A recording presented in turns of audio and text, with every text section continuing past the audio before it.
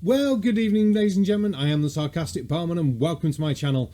We're taking a little break from the stupid conspiracies because, good God, they're far too stupid. But I think I've cocked up even more because instead we're going to take a look at one of the Flat Earth Tour videos. Jesus. Now, a few weeks ago, this happened.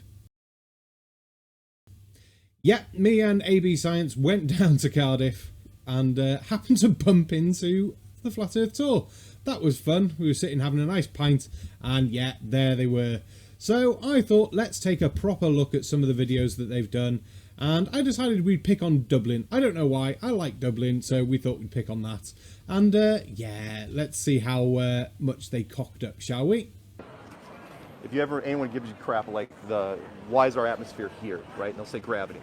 They'll say, why isn't the atmosphere gone? If it's the vacuum of space, if this world right here is real and it's covered by this wispy smoke, and this is the vacuum of space, why is that wispy smoke still there, right? And they'll say, well, it's gravity. Like, okay, fine. Yep, the atmosphere is held on with gravity, hence why we have a pressure gradient. Now, let's see how you twist this to fit your narrative though, shall we? Let's say you have a second floor to this building right now. Say we're in a building, right? Second floor. There's a floor above us, you turn it into a vacuum chamber. Doesn't have to be very big. Put a cork in the ceiling, you pop the cork. What happens? Everybody knows what's going to happen. The air is going to equalize instantly, violently, and you may even die.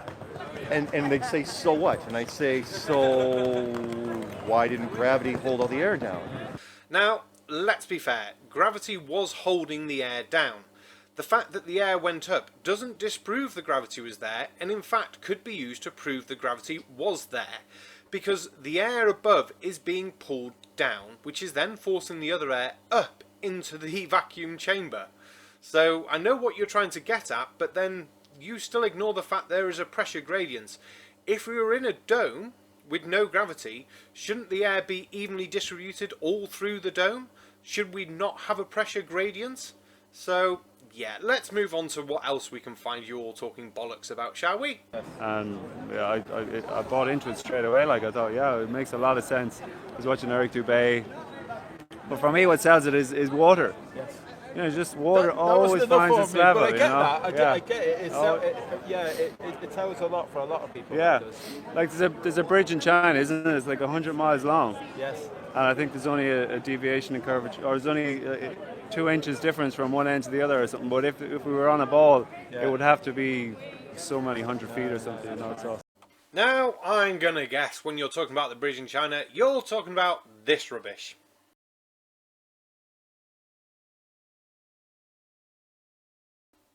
Now, yes, based on how you think curvature works, there should be a difference.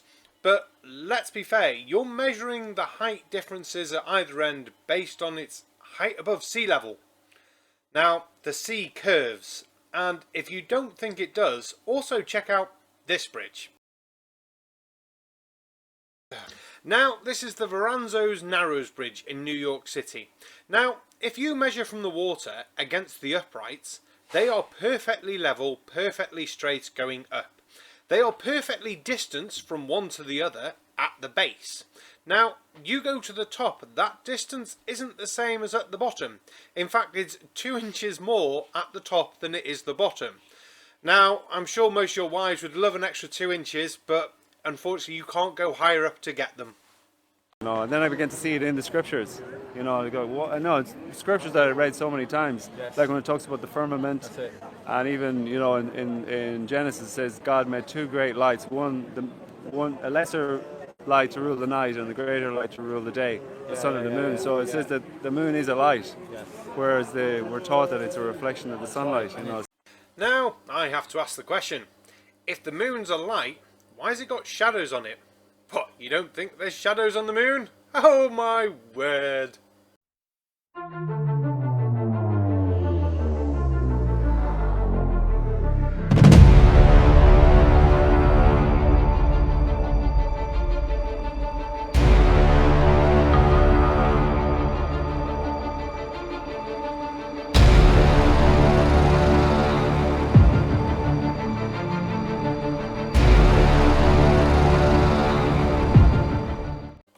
Well, look at that, shadows on the moon, and more importantly, phases of the goddamn moon. If the moon was self-illuminating, why would there be fucking phases to it?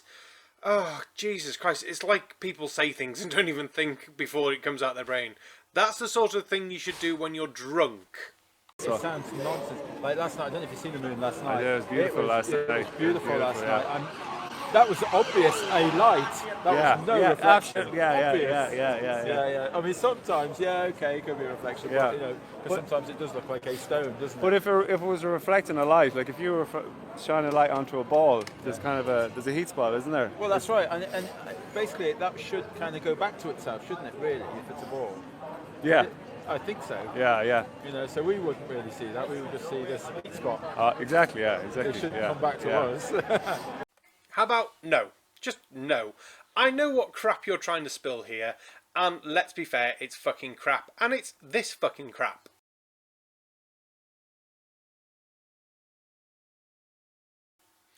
Now, the moon is not very big. In fact, it's about 45,000 quadrillion million squillion fucktons smaller than the fucking sun, and is a hell of a lot further away than you holding a flashlight up to a fucking ball. I mean, come on now. Scale things properly, scale the distance properly, get the light to come parallel from your torch, and then maybe we can talk about you being a fuckwit. Until then, fuck off. And also, I think at the time as well, around that, I started watching stuff about the moon landing as well, and that's clearly a hoax as well. Like, and then you begin to go, well, if they didn't really go there, why did they make it out as if they did go there? I think I watched What are they hiding? What are they hiding? Yeah. No, just fucking no. We landed on the fucking moon. There's enough evidence to say that even a fucking moron could figure out we landed on the fucking moon. Now, we'll start with the easiest one here. Russia. Do you think the Soviet goddamn Union, the arch enemies of fucking America at the time, in their own space race with America, would not call America out on bullshit if there was a hint of fucking bullshit? Now, we'll move on to easier ones. Australia, Great Britain, both had satellite relay stations that picked up the signals from the moon. Because of the moon's position, they couldn't always be picked up directly by goddamn America. Now then, you've also got the Indian and Chinese space probes that went up this century. They scanned the moon and made 3D topical maps of the moon. When comparing these 3D topical maps with the fucking photos taken from the moon, they're fucking accurate. Accurate enough that you couldn't say America would have faked it because they didn't have the details at the time. Now, if you want to say that all space agencies are in it together, they're all lying and the moon's not real, you're just a conspiracy nut. But then you also have to rule out every amateur astronomer, I hate words. Yeah, every single one of those, and every single fucking independent radio operator that had a good enough setup to pick up the signals coming from the moon. Now, these guys aren't as amateur as you like to think. They can pick out the direction that the signal's fucking coming from, and they know it's not coming from fucking Earth. Oh, dear me. Move on. The Felix jump, it says here that he went over 23 miles. Well, this high altitude air balloon, that goes to about 21 miles, and yet you can't see a curve here if there's no fisheye lens. And Neil, like I said, Neil deGrasse Tyson actually said himself that you would not be able to see the curve there. So they're depicting it as if there is a curve, but actually in reality there wouldn't be a curve. Yeah, I'll double check. They're all not of that high. I mean, again, you could tell me that's 75 miles, and I wouldn't be able to argue with you. So again, it's. Now, Neil deGrasse Tyson is not perfect. He can make mistakes, and we can see curve. The higher up you go, the more curve you see.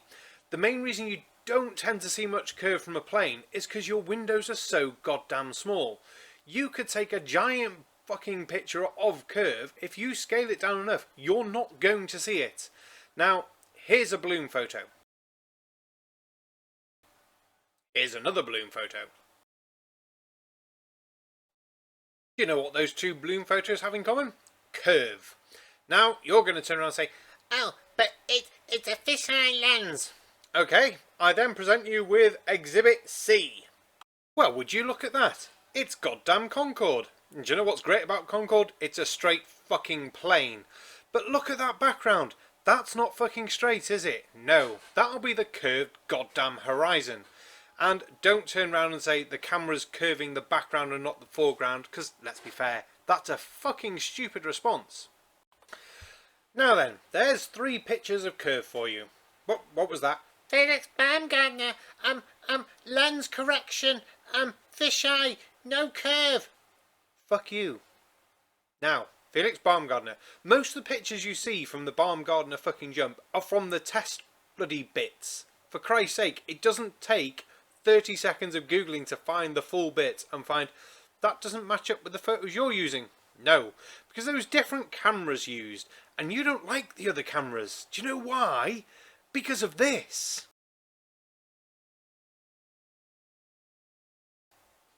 And this. So, before you start going about Felix Baumgartner, make sure you're using the right bits. Now, I'm leaving a link down below to Metabunks where I got those fantastic pics from just now. The full description and bits is there for them. And he also goes to explain that, yes, some of it might be caused by a 15mm wide-angle correction, blah, blah, blah. Good read, great fucking photos. Well worth the check out. Now, let's move on to the rest of the fucking crazy. Official NASA official Earth image 2012. Oh, what's the... What did I miss on that? They are both America. Yeah? It shrank in 1 year. Shrank in 1 year. Okay, well, again, like that. You can't verify. Now, for anyone who doesn't know what he means, he's referring to this crap.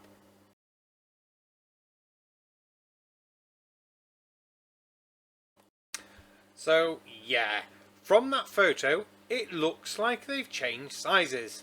Now, this comes down to the basics of not understanding how to photo. And I am far too lazy to do this any justice. So, I went to Simon Dan's channel and I stole his pictures. But basically, watch. Look, this is a picture of North America on my famous globe, taken when I was very close to it. This picture though was taken from much further away and I zoomed in to make them appear the same size. Clearly you can see North America looks larger compared to the whole Earth in the first photo. Ah, see, much better explanation than I can do. And I don't have a globe, so yeah. So, yeah, there's another point fucked up the ass for you lot then, isn't there? Move on. I can't prove that we live on a globe because my only actual proof was, well, NASA photographs. Yeah. That was my proof. So your only proof that we live on a globe was NASA. Well, I think you failed right there on remembering that the fact there's the European Space Agency, the Indian Space Agency, the Chinese Space Agency, the Russian Space Agency, and they're just straight off the top of my head. You've also got independent third-party companies like SpaceX. I mean, good God, you don't have to rely on NASA. If you could take NASA out of the picture, there's still a shitload of stuff out there.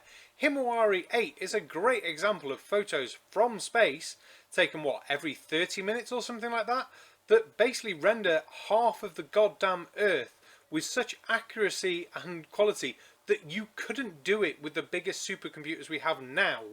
The budget required would be more than NASA is bloody getting to compute all this power day in, day out, make these photos, and make them accurate to the weather. I mean, good God, man, you're failing at every hurdle at this point. I didn't realize. I went to Brian's house and he's got a library full of physics books and science books and that. So he's learning lots about science, but he's got some great books about the cosmos and that, you know, which kind of it's all the distances to the cosmos, you know, like to all these planets and wormholes and black holes, and it's quite clear to him in these books that they've got no proof whatsoever for any of these distances. No proof. Funny that, you saying there's no proof for something, when, as we've just seen from your proofs, they're all fucking bollocks. Now, the basic way that we plot distances to these far objects is parallax. It's using triangles and measurements and angles.